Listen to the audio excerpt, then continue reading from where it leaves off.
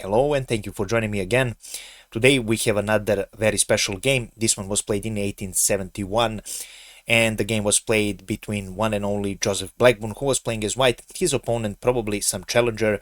This was a casual game and Joseph Blackburn played without a knight. As you can see on the board, the knight is missing, so he has given the advantage to his opponent, and still, Joseph Blackburn was a really strong player, so let's see how this game went. Maybe Black had some chances, maybe Black organized his defenses properly, and he managed to put some good fight against one and only Joseph Blackburn, who had many chess clashes with Paul Morphy, Andersen, and other legends of back in those days. So without further ado, truly interesting game is on our hands. There is no really opening since there is a knight missing, so we start the game with e4 for Joseph Blackburn. His opponent replies with e6, French defense, or at least reminds us of French defense, d5. We have knight to c3 defending this pawn, and we have c5 on the board, another really good response in a regular French defense here when you play against knight to c3. We have e takes on d5, e takes on d5, and we have d takes on c5 for white. Now, instead of picking up this pawn or playing some quiet move like knight to c6, Black decided to go for d4. Already a slight mistake, not the worst of the possible moves, but still, knight goes on e4, and now after knight to e7, actually, Black's advantage is slowly starting to fade. Black still has some small advantage, but probably this move seems tempting to him because he wanted to exchange queens with queen to e2, probably was the expected reply, but he missed bishop to b5 check, which Joseph Blackburn played, and after bishop to d7 he was expecting some trades, but Joseph Blackburn plays castles. Now what's the deal? In the game, bishop takes on b5 was played, which is actually not the best move. After castle, a recommended move was actually picking up this queen to e4 and giving up your queen for 2 pieces, eventually going into an endgame with queen against 4 pieces, since you already have one knight. But his opponent was greedy. He went for bishop to b5. Still, white is only slightly better. He played rook to e1, now threatening and discover the attacks and discover checks and all sorts of things. So now in the game, Black finds the best move, which is king to d8.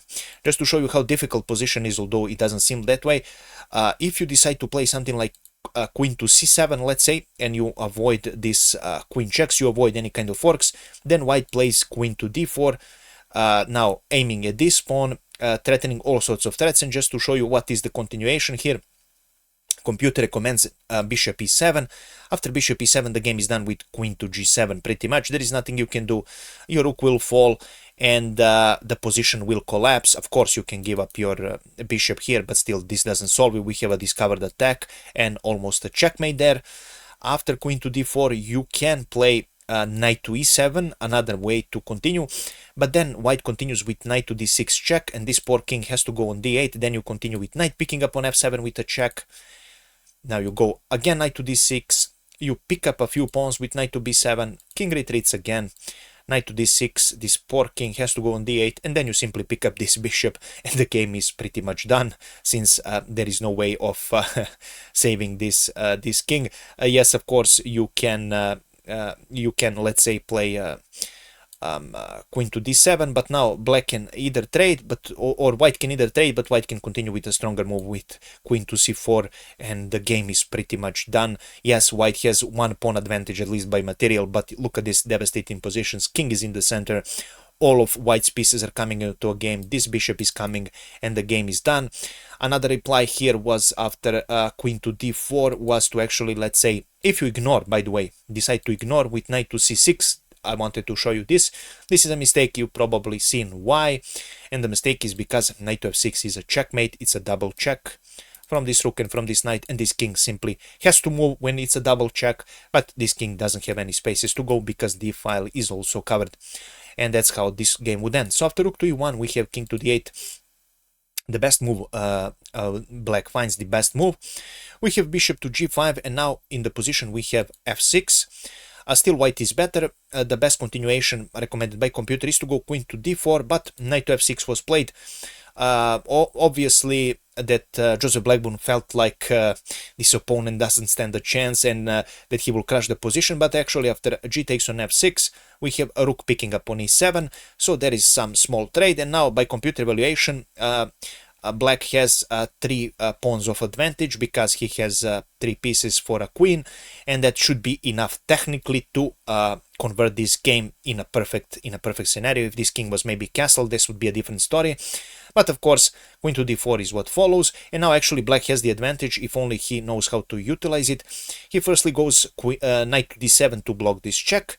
Game continues with b4. White wants to keep up these pawns in the center, then go for c4 and create some pawn break, in the same time pressuring this knight. F takes on g5 was another possibility in the game, but after f takes on g5, this rook will fall, and let's say after king to c7, this is actually a pretty decent way to continue this game.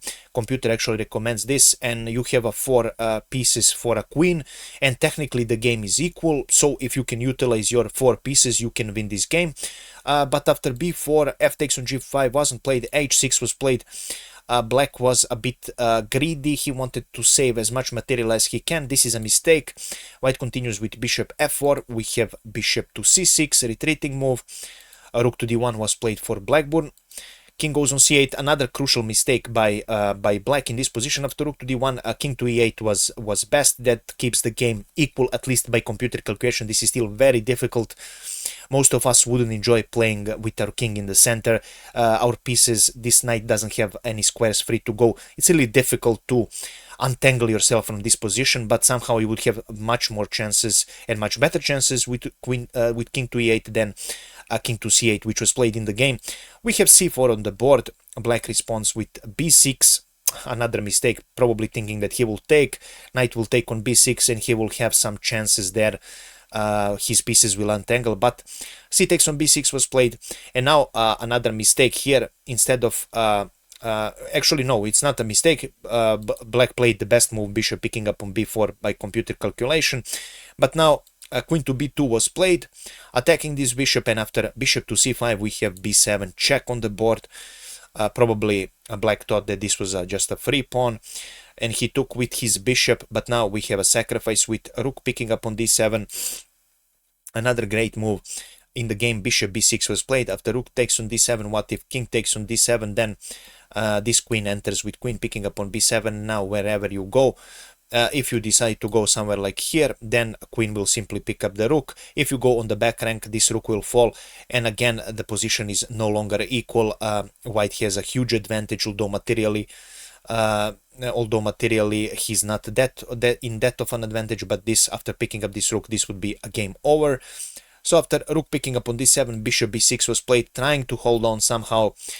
Queen to b5 was played, and right now after f5 there is a tactic that Blackburn's opponent missed. If you like, please try to find the mate in 3 moves. See what's the best continuation here for White. You can pause the video, of course, and let me know. I'm waiting for your replies in the comments. After f5, the best way to checkmate is to actually give up your rook with rook to c7 check. Now in the game, bishop takes on c7 was played. We have queen to e8 check, and after bishop to d8, a really brilliant queen to e6 checkmate. Wonderful checkmate by Joseph Blackburn. By the way, after rook to c7 check, if you avoid this trade, and let's say you play king to d8, then queen d7 checkmate is a mate. Of course, rook to c7 check. If you go king to b8, again we have queen to e8 check. And right now, if you deflect with bishop to c8, and pretty much what else will you do? Bishop c8 is the only move. Then queen picks up on c8 is a checkmate. And this is how this brilliant game ended. And this is all I have prepared for you today, guys. Hopefully you enjoyed this miniature. It was an unorthodox play. Blackburn's opponent had advantage of a knight, and he still couldn't utilize it. He was too greedy. He probably had some idea to go with the queen, exchange the queens fast, but missed some open files and open lines, and Joseph Blackburn quickly utilized that. That is why keeping your king safe is the number one priority, or should be your number one priority, unless you're a Magnus Carlsen or player of his caliber and you know what you are doing. Do not keep your king in the center. Develop your pieces. There was no need for black to rush at all, picking up these pawns and stuff like that. He could simply develop castle and from there hope for a decent game. But we are not all Magnus Carlsen, and most of us amateur players are just sometimes too greedy, and we end up like Blackburn's opponent here, getting checkmated after having some advantage. If you wish to improve at chess, guys, do check the link in the description of this video. If you're serious about chess, everything you might need about chess is there, from opening, endgames, middle games, how to calculate, how to think, what is the important things of creating a strategy and stuff like that. Truly wonderful place. Check it out. You will not regret it. I wish you a pleasant day. Bye bye.